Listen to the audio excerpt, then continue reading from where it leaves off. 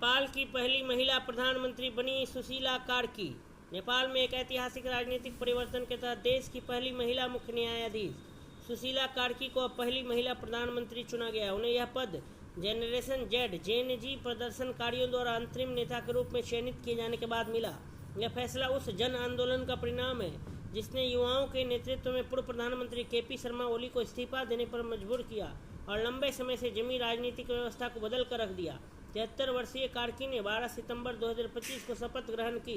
उनका यह कार्यभार ग्रहण करना राष्ट्रपति रामचंद्र पौडेल, नेपाली सेना नेतृत्व और जनरेशन जेड प्रतिनिधियों के बीच हुई सहमति का हिस्सा है, जो नेपाल का राजनीति में एक नई दिशा और महिला सशक्तिकरण का प्रतीक माना जा रहा है।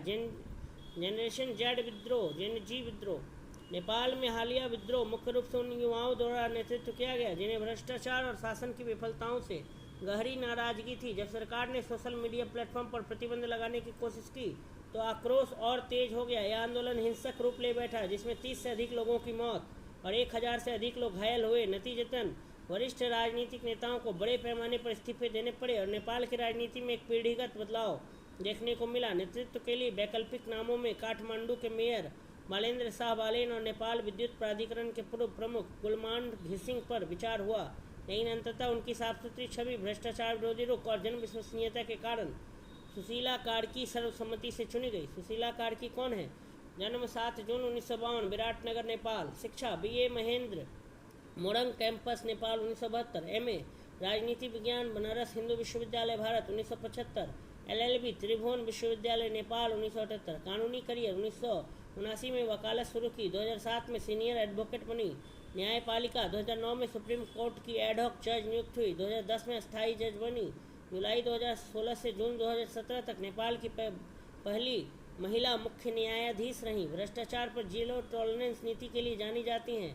इसी वजह से राजनीतिक अभिजात वर्ग से टकराव भी हुआ। 2017 में महाभियोग की कोशिशों का सामना किया लेकिन सफलतापूर्वक कार्यकाल पूरा किया। अंतरिम प्रधानमंत्री के रूप में भूमिका।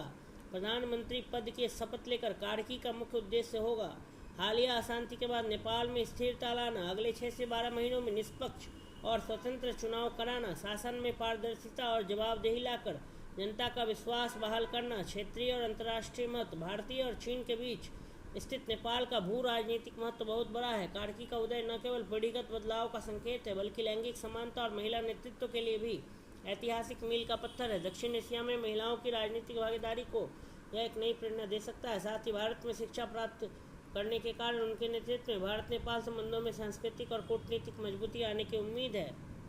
महत्वपूर्ण तथ्य